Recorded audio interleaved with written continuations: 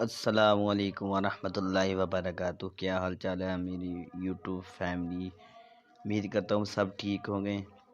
آج میں آپ کے لیے ایک بہت ہی اہم اور سبق آموز کہانی لے کے شامل ہوا ہوں۔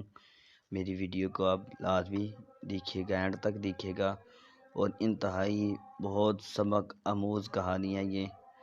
اسے آپ پوری پڑھ کر، اسے سن کر بہت کچھ سیکھنے کا آپ کو موقع ملے گا۔ چلو یہ کہانی شروع کرتے ہیں۔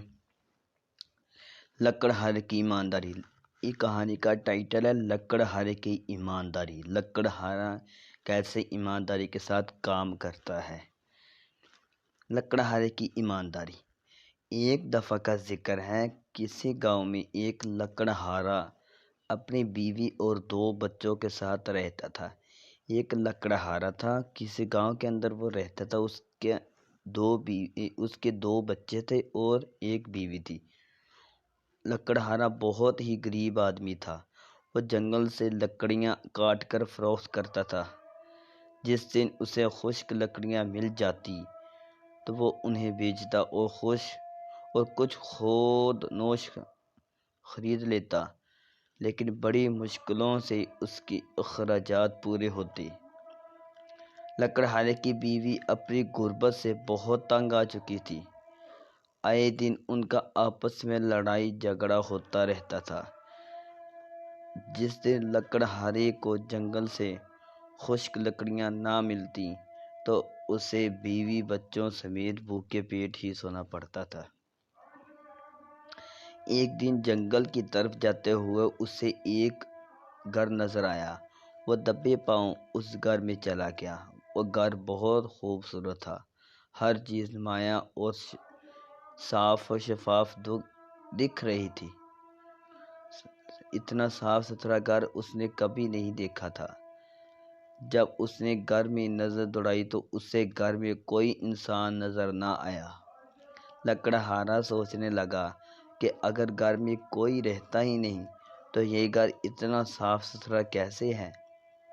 خیر، وہ ایک لمبی سانس بھر کے میز پر جا کر بیٹھ گیا اور اپنی بیوی کی باتوں کو سوچ کر پریشان ہونے لگا کہ اگر آج بھی گھر جاتے ہوئے کچھ لے کر نہ گیا تو بہت جھگڑا ہوگا۔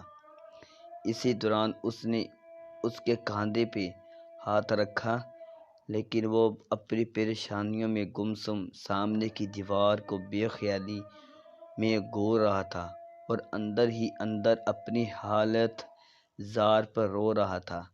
اچانک اسے اپنے عقب سے آواز آئی اور اسے تب محسوس ہوا کہ کسی نے اس کے کاندھے پہ ہاتھ رکھا ہوا ہے۔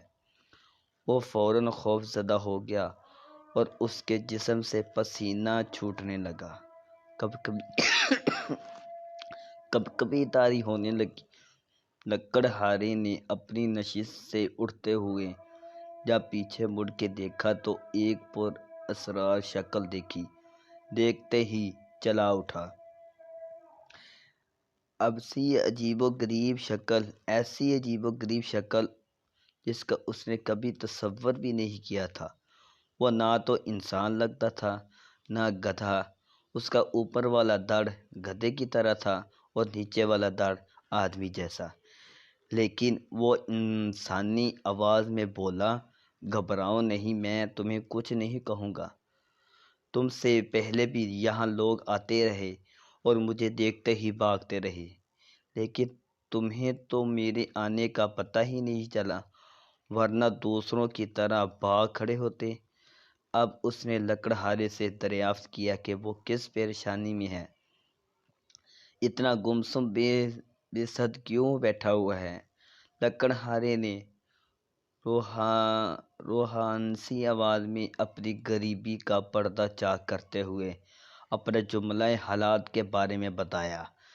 وہ پر اسرار مجسم سب کچھ سننے کے بعد بولا کہ میں تمہاری مدد کر سکتا ہوں اور تمہاری غربت کے خاتمے کو یقینی بنا سکتا ہوں، لیکن شرط یہ ہے کہ تم راز کو راز رہنے رکھو گے۔ تب لکڑہارے سنتے ہی چونکنا ہو گیا اور یکایک بغل اٹھا میں تمہاری ہر بات ماننے کو تیار ہوں۔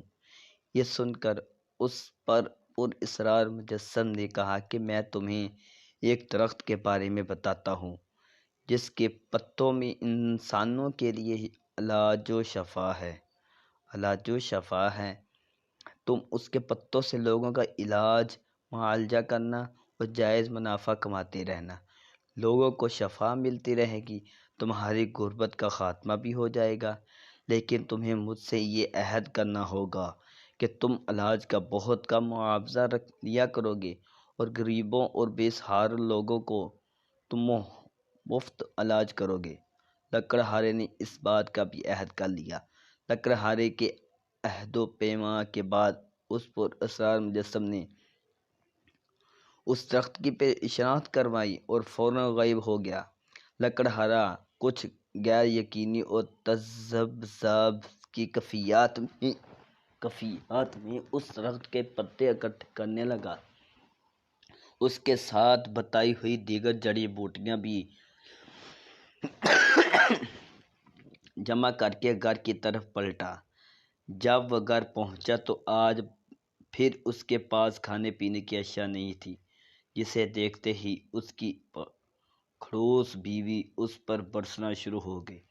حسب معمول کو سننے دینے لگی۔ لکڑہارے نے جڑی بوٹیاں ایک طرف رکھتے ہوئے باندھ کی چارپائی جسے ہم کہتے ہیں چارپائی پر ایک لمحے کے لیے بیٹھ گیا۔ بیوی کوستے ہوئے پوچھنے سوری یار مجھے کھانسی ہوئی ہے، اس لیے طبیعت خراب ہے تھوڑی سی۔ یہ کیسی جڑی بوٹیاں اٹھا کر لے آئے ہو اور ان کا کیا کرو گی؟ لکڑہارا بیوی کی سنی کرتے ہوئے جڑی بوٹیوں کو خرل میں ڈال کر، خرل جسے ہم گرائنڈر مشین کہتے ہیں، کوٹنا شروع کر دیا۔ گرائنڈر مشین وہ نہیں ہوتی چٹھو بٹے والی، وہ والی شروع کر دیا۔ دوسرے دن صبح سویرے وہ دوائیں لے کر بازار کی طرف چلا گیا اور آواز لگانے لگا کہ ہر قسم کے مرض کی دوا موجود ہے، ہر نئے پرانے مرض کا شرطیہ علاج ہے۔ اپنا مرض بتائیں، مجھ سے دوا لیں، وہ شفا یاب ہو جائے۔ لوگ اس کی آوازیں سن کر ہنسنے لگے اور اس کا مذاق اڑانے لگے، لیکن لکڑہارا بدستور اپنی آوازیں نکالتا رہا، جسے سن کر ایک عورت روتے ہوئی اپنی بیٹی سمیت اس کے پاس آئی اور کہنے لگی